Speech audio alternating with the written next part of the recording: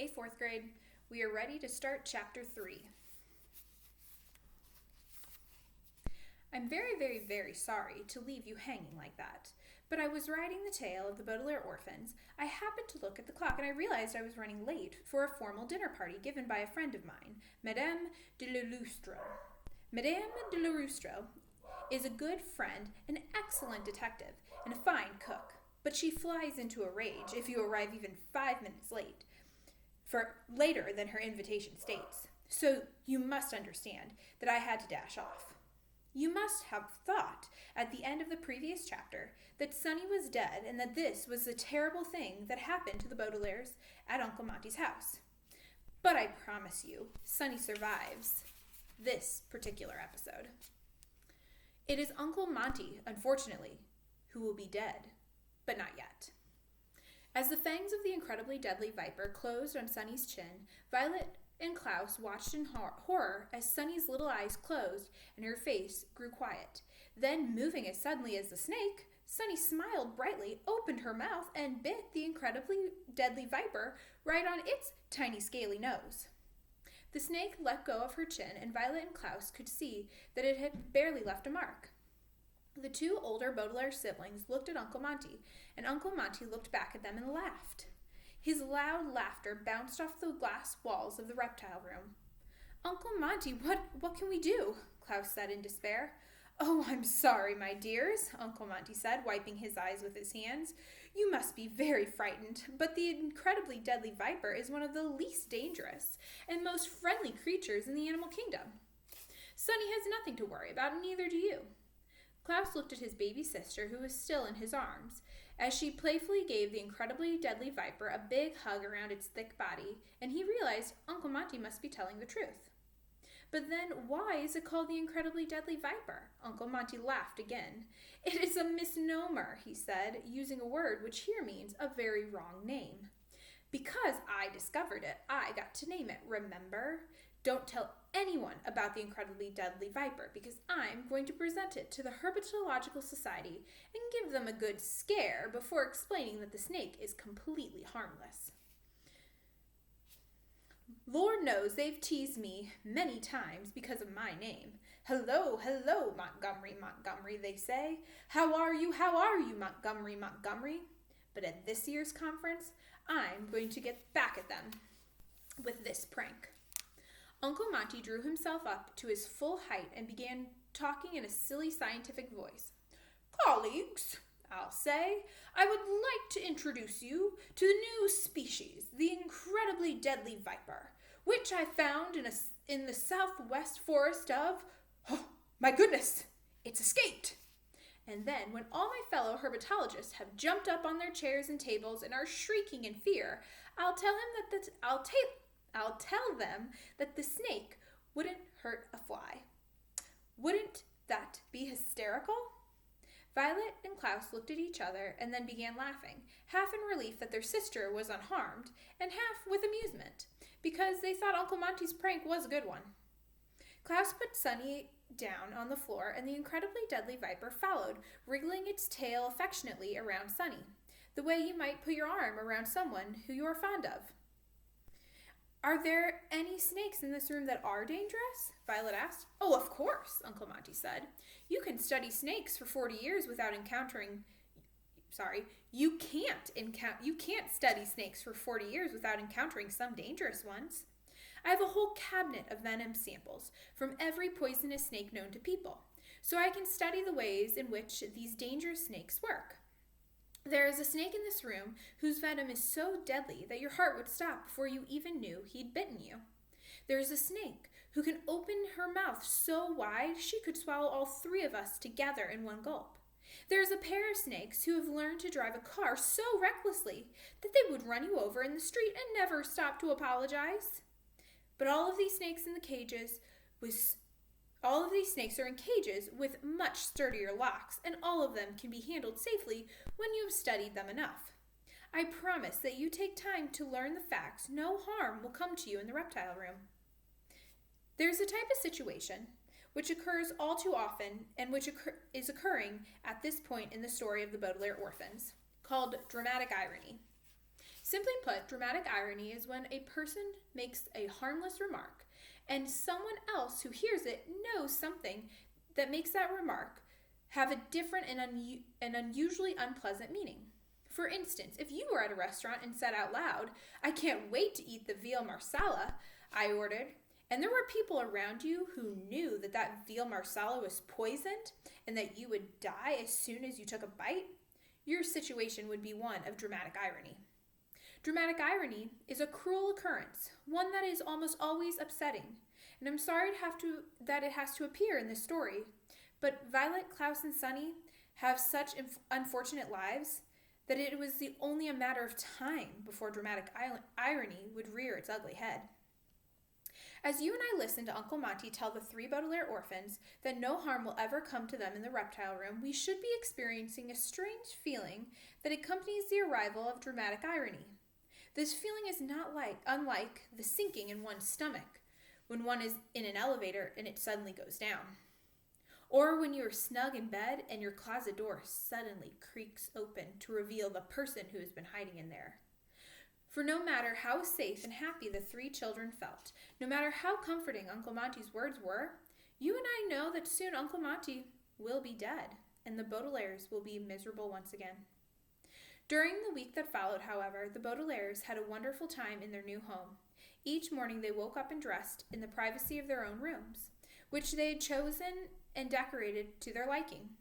Violet had chosen a room that had an enormous window looking out onto the snake-shaped hedges on the front lawn. She thought such a view might inspire her when she was inventing things. Uncle Monty had allowed her to tack up large pieces of white paper on each wall, so she could sketch out her ideas even if they came to her in the middle of the night. Klaus had chosen a room with a cozy alcove in it. The word alcove here means a very, very small nook, just perfect for sitting and reading. With Uncle Monty's permission, he had carried up a large cushioned chair from the living room and placed it right in the alcove, under a heavy brass reading lamp. Each night, rather than reading in bed, he would curl himself into the chair with a book from Uncle Monty's library, sometimes until morning.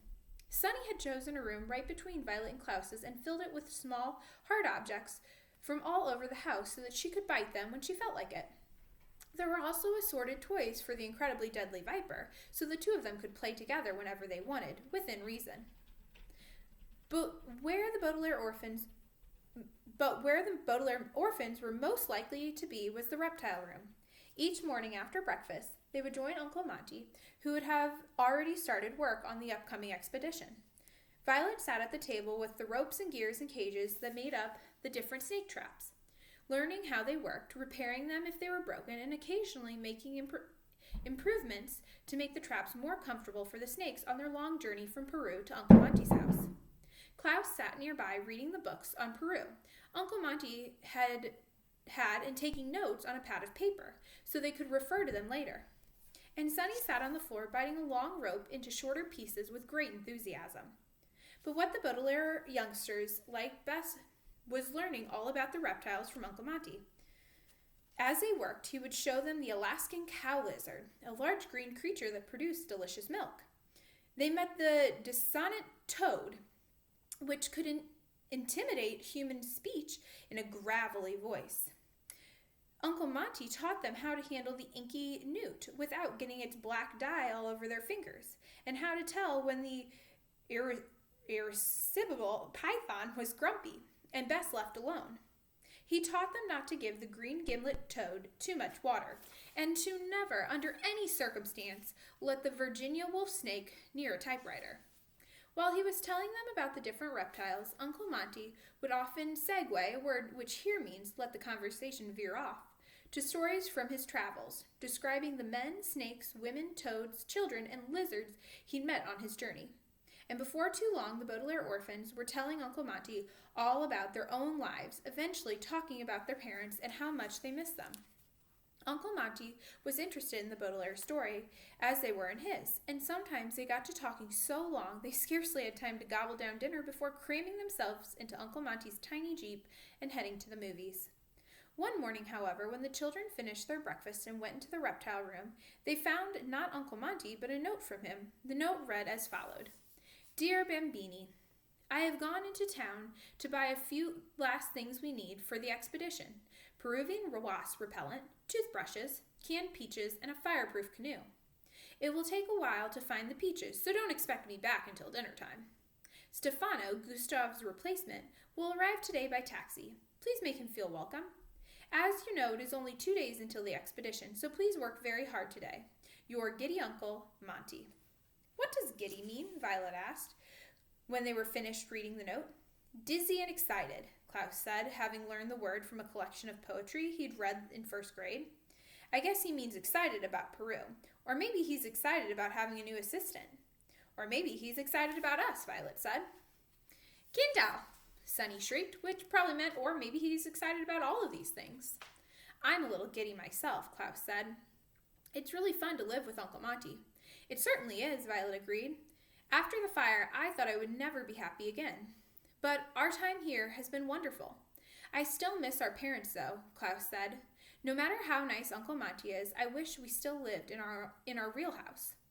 Of course, Violet said quickly. She paused and slowly said out loud something she had been thinking about for the past few days. I think we'll always miss our parents, but I think we can miss them without being miserable all the time. After all, they wouldn't want us to be miserable. Remember that time, Klaus said wistfully, when we were bored on one rainy afternoon and all of us painted our toenails bright red? Yes, Violet said, grinning, and I spilled some on the yellow chair. Archo, Sunny shrieked quietly, which probably meant something like, and the stain never really came out? The Baudelaire orphans smiled at each other and without a word began to do the day's work. For the rest of the morning they worked quietly and steadily, realizing that their contentment here at Uncle Monty's house did not erase their parents' death. Not at all. But at least it made them feel better after feeling so sad for so long. It is unfortunate, of course, that this quiet, happy moment was the last one the children would have for quite some time. But there is nothing anyone can do about it now. Just when the Baudelaires were beginning to think about lunch, they heard a car pull up in front of the house and toot its horn. To the children, it signaled the arrival of Stefano. To us, it should signal the arrival of more misery. I expect that's the new assistant, Klaus said, looking up from the big Peruvian book of small Peruvian snakes. I hope he's as nice as Monty. Me too, Violet said, opening and shutting the toad trap to make sure it worked smoothly. It would be unpleasant to travel to Peru with someone who is boring or mean. Gurja, Sunny shrieked, which probably meant something like, well, let's go find out what Stefano is like. The Baudelaires left the reptile room and walked out the front door to find the taxi parked next to the snake-shaped hedges. A very tall, thin man with a long beard and no eyebrows over his eyes was getting out of the back seat, carrying a large black suitcase with a shiny silver padlock. I'm not going to give you a tip, the bearded man was saying to the driver of the taxi, because you talk too much. Not everyone wants to hear about your new baby, you know? Oh, hello there. I am Stefano, Dr. Montgomery's new assistant. How do you do? How do you do, Violet said, and as she approached him, there was something about his wheezy voice that seemed vaguely familiar. How do you do, Klaus said, and as he looked up at Stefano, there was something about his shiny eyes that seemed quite familiar. Oda, Sunny shrieked. Stefano wasn't wearing any socks, and Sunny crawled on the ground and could see his bare ankle between his pants cuff and his shoe. There on his ankle was something that was the most familiar of all. The Baudelaire orphans all realized the same thing at the same time and took a step back, as you might from a growling dog. This man wasn't Stefano. No matter what he called himself, the three children looked at Uncle Monty's new assistant from head to toe and saw that he was none other than Count Olaf. He may have shaved off his one eyebrow and grown a beard over his scraggly chin, but there was no way he could hide the tattoo of an eye on his ankle. Chapter 4. One of the most difficult things to think about in life is one's regrets. Something will happen to you and you will do the wrong thing, and for years afterwards you will wish you had done something different. For instance, sometimes when I'm walking along the seashore or visiting the grave of a friend, I will remember a day a long time ago when I didn't bring a flashlight with me to a place where I should have brought a flashlight. and the results were disastrous. Why didn't I bring a flashlight, I think to myself, even though it's too late to do anything about it. I should have brought a flashlight. For years after this moment in the lives of the Baudelaire orphans, Klaus thought of the time when he and his siblings realized that Stefano was actually Count Olaf, and was filled with regret that he didn't call out to the driver of the taxicab who was beginning to drive back down the driveway. Stop, Klaus would think to himself, even though it was too late to do anything about it. Stop, take this man away. Of course, it is perfectly understandable that Klaus and his sisters were too surprised to act quickly. But Klaus would lie awake in bed years later, thinking that maybe, just maybe, if he had acted in time, he could have saved Uncle Monty's life. But he didn't. As the Baudelaire orphans stared at Count Olaf, the taxi drove back down the driveway and the children were alone with their nemesis, a word which here means the worst enemy you could imagine. Olaf smiled at them the way Uncle Monty's Mongolian mean snake would smile when a white mouse was placed in its cage each day for dinner. Perhaps one of you might carry my suitcase into my room, he suggested in a wheezy voice. The ride along that smelly road was dull and unpleasant, and I am very tired. If anyone ever deserved to travel along Lousy Lane, Violet said, glaring at him, it is you, Count Olaf. We will certainly not help you with your luggage, because we will not let you in this house. Olaf frowned at the orphans, and then looked this way and that, as if he expected to see someone hiding behind the snake-shaped hedges. Who is Count Olaf? He asked quizzically. My name is Stefano. I am here to assist Montgomery with his upcoming expedition to Peru. I assume you three are midgets who work as servants for Montgomery's?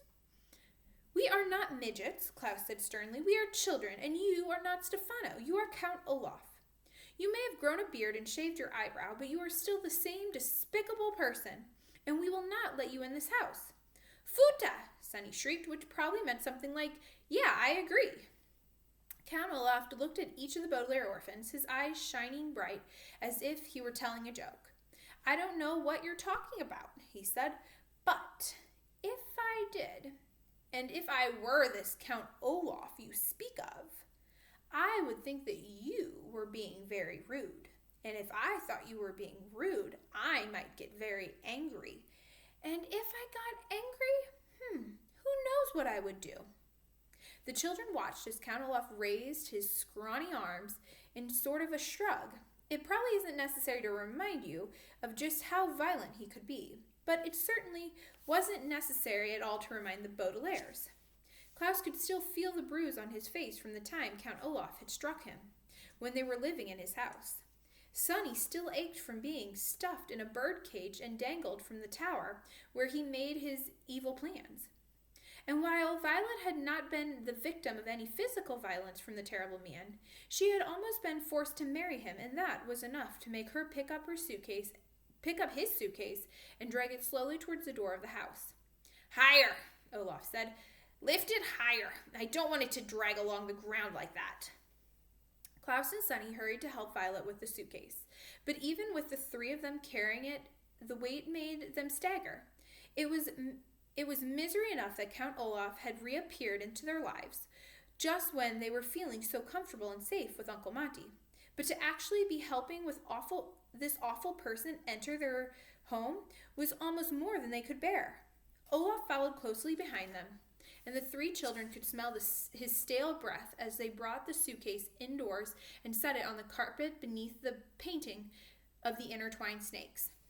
Thank you, orphans, Olaf said, shutting the front door behind him. Now, Dr. Montgomery said my room would be waiting upstairs. I suppose I can carry my luggage from here.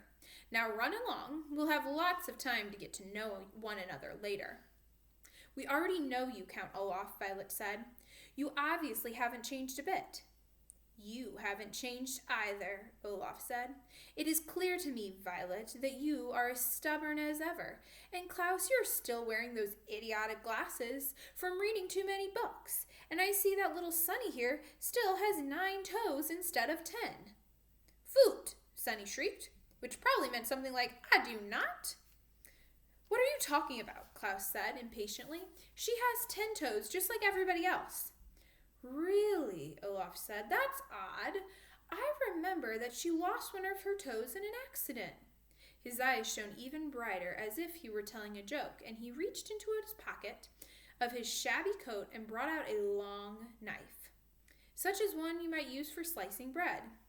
I seem to recall there was a man who was so confused by being called repeatedly by the wrong name that he accidentally dropped a knife on her little foot and severed one of her toes. Violet and Klaus looked at Count Olaf and then at the bare foot of their little sister. You wouldn't dare, Klaus said. Let's not discuss what I would or would not dare to do, Olaf said. Let us discuss rather what I am to be called for as long as we are together in this house. We'll call you Stefano if you insist on threatening us, Violet said, but we won't be together in this house for long. Stefano opened his mouth to say something, but Violet was not interested in continuing the conversation. She turned on her heel and marched primly through the enormous door of the reptile room, followed by her siblings. If you or I had been there, we would have thought that the Baudelaire orphans weren't scared at all, speaking so bravely like that to Stefano and then simply walking away. But once the children reached the far end of the room, their true emotion showed clearly on their faces. The Baudelaires were terrified. Violet put her hands over her face and leaned against one of the reptile cages. Klaus sank into a chair, trembling so hard that his feet rattled against the marble floor. And Sunny curled up into a little ball on the floor, so tiny you might have missed her if you had walked into the room. For several moments none of the children spoke. Just listened to the muffled sounds of Stefano walking up the stairs and their own heartbeats pounding in their ears. How did he find us? Klaus asked. His voice was a hoarse whisper, as if he had a sore throat. How did he get to be Uncle Monty's assistant? What is he doing here? He vowed that he'd get his hands on the Baudelaire fortune, Violet said, taking her hands away from her face and picking up Sunny, who was shivering. That was the last thing he said to me before he escaped. He said he'd get our fortune if it was the last thing he ever did. Violet shuddered and did not add that he also said that once he got their fortune, he'd do away with all three of the Baudelaire siblings. She did not need to add it. Violet, Klaus, and Sunny all knew that if he figured out a way to seize their fortune, he would slit their throats. He would slit the throats of the Baudelaire orphans as easily as one of you might eat a small butter cookie. What can we do? Klaus asked. Uncle Monty won't be back for hours. Maybe we can call Mr. Poe, Violet said. It's the middle of the business hours, but maybe he could leave the bank for an emergency. He won't believe us, Klaus said. Remember when we tried to tell him about Count Olaf when we lived there? He took such a long time to realize the truth. It was almost too late. I think we should run away. If we leave right now, we could probably get to town in time to catch a train far away from here. Violet pictured the three of them, all alone, walking along Lousy Lane beneath the sour apple trees, with the bitter smell of horseradish encircling them. Where would we go? She asked. Anywhere, Klaus said. Anywhere but here. We could go far away where Count Olaf couldn't find us, and change our names so no one would ever know who we were. We haven't any money, Violet pointed out. How could we live by ourselves? We could get jobs, Klaus replied. I could work in a library maybe, and you could work in some sort of mechanical factory. Sunny probably couldn't get a job at her age, but in a few years she could. The three orphans were quiet. They tried to picture leaving Uncle Monty and living by themselves, trying to find jobs and take care of each other. It was a very lonely prospect. The Baudelaire children sat in sad silence a while, and they were each thinking the same thing. They wished that their parents had never been killed in the fire, and that their lives had never been turned topsy-turvy the way they had. If only the Baudelaire parents were still alive, the youngsters wouldn't even have heard of Count Olaf, let alone have him settling into their home and undoubtedly making evil plans. We can't leave, Violet said finally. Count Olaf found us once, and I'm sure he'll find us again, no matter how far we went. Plus, who knows where Count Olaf's assistants are? Perhaps they've surrounded the house right now, keeping watch in case we're on to him. Klaus shivered. He hadn't been thinking of Olaf's assistants. Besides scheming to get his hands on the Baudelaire fortune, Olaf was the leader of a terrible theater troupe, and his fellow actors were always ready to help him with his plans.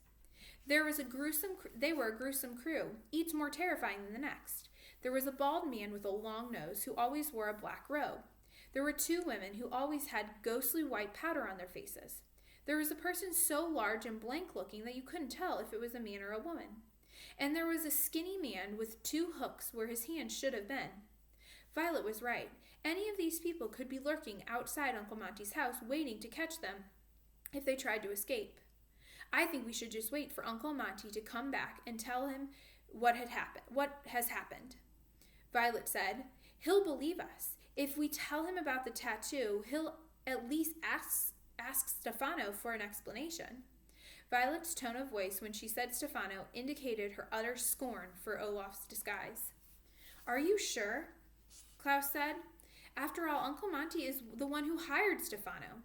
Klaus's tone of voice when he said Stefano indicated that he shared his sister's feelings. "For all we know, Uncle Monty and Stefano have planned something together." "Minda!" Sunny shrieked, which probably meant something like, "Don't be ridiculous, Klaus." Violet shook her head. "Sunny's right. I can't believe that Uncle Monty would be in cahoots with Olaf. He's been so kind and generous to us, and besides, if they were working together, Olaf wouldn't insist on using a different name." "That's true," Klaus said thoughtfully. "So we wait for Uncle Monty." "We wait," Violet agreed. "Tojo," Sunny said solemnly, and the siblings looked at one another glumly. Waiting is one of life's hardships. It is hard enough to wait for chocolate cream pie while burnt roast beef is sitting on your plate. It is plenty difficult to wait for Halloween when the tedious month of September is still ahead of you. But to wait for one's adopted uncle to come home while a greedy and violent man is upstairs was one of the worst waits the Baudelaires have ever experienced. To get their minds off of it, they tried to continue with their work, but the children were too anxious to get anything done. Violet tried to fix the hinged door on one of the traps, but all she could concentrate on was the knot of worry in her stomach. Klaus tried to read about protecting oneself from the thorny Peruvian plants, but thoughts of Stefano kept clouding his brain. And Sunny tried to bite rope, but she had a cold chill of fear running through her teeth, and she soon gave up. She didn't even feel like playing with the incredibly deadly viper. So the Baudelaires spent the rest of the afternoon sitting silently in the reptile room, looking out the window for Uncle Monty's Jeep and listening to the occasional noise from upstairs. They didn't even want to think about what Stefano might be unpacking. Finally, as the snake-shaped hedges began to cast long, skinny shadows in the setting sun, the 3 children heard an approaching engine, and the Jeep pulled up. A large canoe was strapped to the roof of the Jeep, and the back seat was piled with Monty's purchases. Uncle Monty got out, struggling under the weight of several shopping bags, and saw the children through the glass walls of the reptile room. He smiled at them. They smiled back, and in that instant, when they smiled back, and in that instant, when they smiled, was created another moment of regret for them. Had they not paused to smile at Monty, but instead gone dashing out to the car, they might have had a brief moment alone with him. But by the time they reached the entry hall, he was already talking to Stefano. "I didn't know what kind of toothbrush you preferred," Uncle Monty was saying apologetically, "so I got you one with extra firm bristles, because that's the kind I like. Peruvian food tends to be sticky, so you need to have at least one extra toothbrush whenever you go there." "Extra firm bristles are fine with me," Stefano said, speaking to Uncle Monty, but looking at the orphans with his shiny, shiny eyes. "Shall I carry in the canoe?" "Yes, my goodness, I can't carry it all by myself," Uncle Monty said. "Klaus, please help Stefano, will you?" "Uncle Monty," Violet said, "we have something very important to tell you." "I'm all ears," Uncle Monty said, "but first let me show you the wasp repellent I picked up. I am so glad Klaus read up on the insect situation in Peru, because the other repellents I have would have been no use at all." Uncle Monty rooted through one of the bags on his arm as the children waited impatiently for him to finish. "This one contains a chemical called Uncle Monty," Klaus said. "What we have to tell you really can't wait." "Klaus," Uncle Monty said, his eyebrow rising in surprise, It's not polite to interrupt when your uncle is talking. Now please help Stefano with the canoe, and we'll talk about anything you want in a few moments." Klaus sighed, but followed Stefano out the open door. Violet watched them walking towards the Jeep as Uncle Monty put down the shopping bag and faced her. I can't remember what I was saying about the repellent, he said, as a little crossly. I hate losing my train of thought. What we have to tell you, Violet began, but she stopped when something caught her eye. Monty was facing away from the door, so he couldn't see what Stefano was doing, but Violet saw Stefano stop at the snake-shaped hedges, reach into his coat pocket, and take out the long knife. Its blade caught the light of the setting sun, and it glowed brightly like a lighthouse. As you probably know, lighthouses serve as a warning signal telling ships where the shore is so that they don't run into it. The shining knife was a warning, too. Klaus looked at the knife and then at Stefano and then at Violet. Violet looked at Klaus and then Stefano and then at Monty. Sonny looked at everyone. Only Monty didn't notice what was going on. So intent he was on remembering whatever he was blabbing about wasp repellent. What we have to tell you, Violet began again, but she couldn't continue. Stefano didn't say a word. He didn't have to. Violet knew that if she breathed one word about his true identity, Stefano would hurt her brother, right there at the snake-shaped hedges, without saying a word. The nemesis of the Baudelaire orphans had sent a very clear warning. All right, that is the end of chapter 4. So next week we will start reading chapters 5 and 6.